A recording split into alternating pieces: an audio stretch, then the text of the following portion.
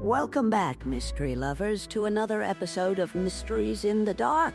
I'm Luna Sparks, and this is my ever-hungry, always observing co-host, Omar Trekker, sniffing out clues and sometimes, cinnamon rolls.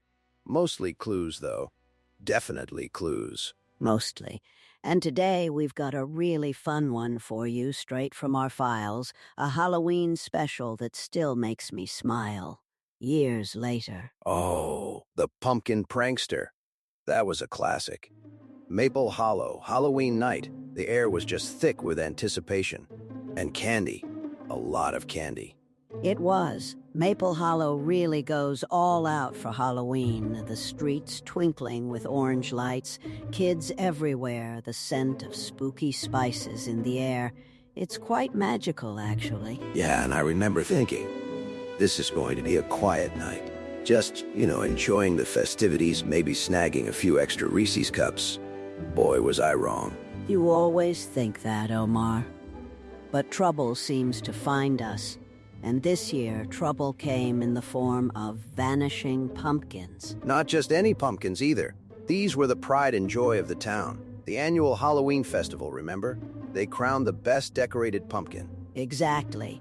Weeks of effort went into these creations. From the intricate carvings to the glittery paint jobs, people really took it seriously. And then, poof, gone. Just gone.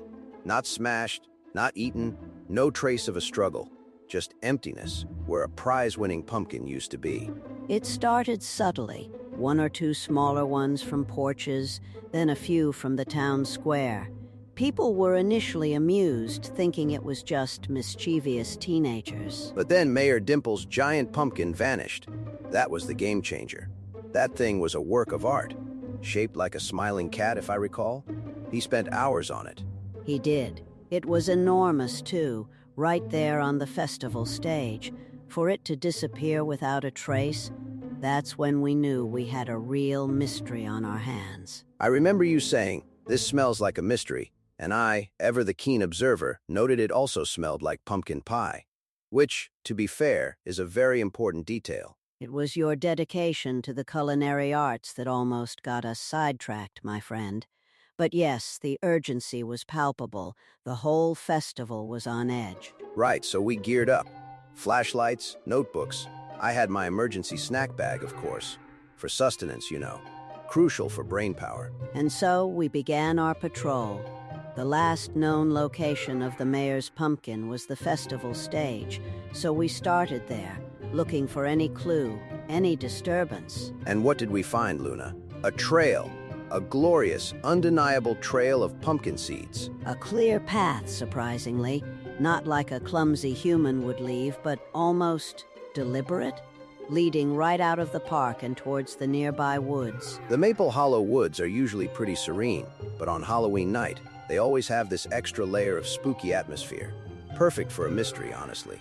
As we ventured deeper, the sounds started. Faint at first, then growing louder. Thump, thump, slurp, crunch, and then a very distinct burp. And that's when I had my moment of brilliance. I turned to you, Luna, and said, either a monster is eating pumpkins, or Omar brought snacks again. Which, was a valid theory. You did, and I remember my immediate thought, please let it not be more emergency marshmallows, Omar, because we had an incident last spring with a particularly sticky case and a bag of gummy bears. Hey, my emergency rations are essential for morale and quick energy boosts. And besides, the gummy bears weren't the sole cause of the stickiness. The giant spiderweb played a role too. A role, yes. The primary role was played by you, attempting to bribe the spider with a handful of half-melted gummies. But I digress. Back to the woods. Right, so we hear these noises, and then suddenly, something rolls across the path. Something orange, perfectly round. And it had glowing eyes. I mean, genuinely glowing. My heart did a little leap, I won't lie. For a split second, I thought we'd found a real, live, sentient pumpkin monster. Yeah, and I was thinking, okay, that's a new level of Halloween decoration. But then it bumped into a tree, and the illusion, Well, it shattered in the most adorable way possible. Out popped a little raccoon, a raccoon wearing a witch hat, a tiny, perfect miniature witch hat. I blinked. Then I blinked again. Okay, I said, that's new. I mean, a raccoon? Sure, a raccoon with a witch hat? That's next level. The sheer audacity. This little guy, completely unconcerned, just sitting there, adjusting his tiny hat, then squeaking at us before darting behind a log. It was almost like he was saying, nothing to see here, just a witchy raccoon going about his business. But we weren't fooled, or at least, you weren't fooled. I was still captivated by the hat. I carefully peeked over the log, flashlight beam cutting through the shadows, and there it was, the mother lode, a stash of stolen pumpkins. Not just a few. It was like a treasure hoard of orange. All the missing pumpkins just stacked up, neat as you please. And each one hollowed out, completely, meticulously hollowed out, and inside, candy wrappers, thousands of them. It was a secret, sugary lair. The pumpkin prankster, revealed. And it wasn't some shadowy figure or a grumpy neighbor. It was a tiny, adorable, highly organized raccoon with a sweet tooth. He'd been using the hollowed-out pumpkins as his personal candy storage units. Brilliant, in a mischievous sort of way. And the burp, it all made sense then.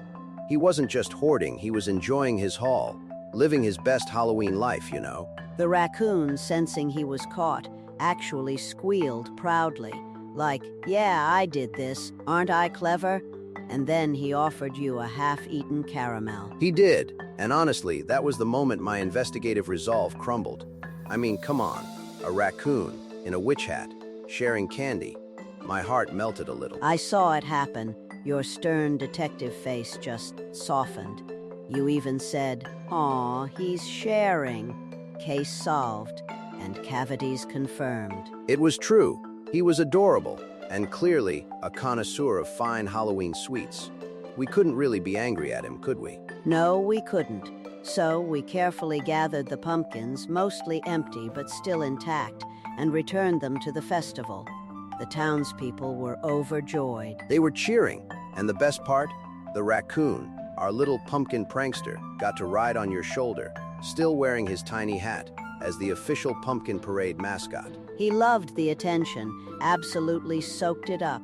It was quite the unexpected twist to the evening, from a serious case to a fluffy hat-wearing mascot. It goes to show, you never really know what kind of monster you're looking for, right? Sometimes it's just a tiny, enterprising creature with a love for candy. Indeed.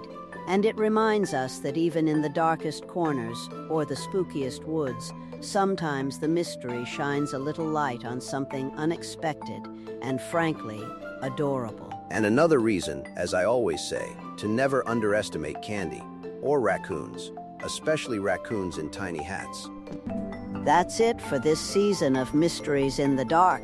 We hope you enjoyed our Halloween tale. Join Luna Sparks and Omar Trekker next time for even more laughter, friendship, and adventures where every mystery shines a little light in the dark. Stay curious, everyone.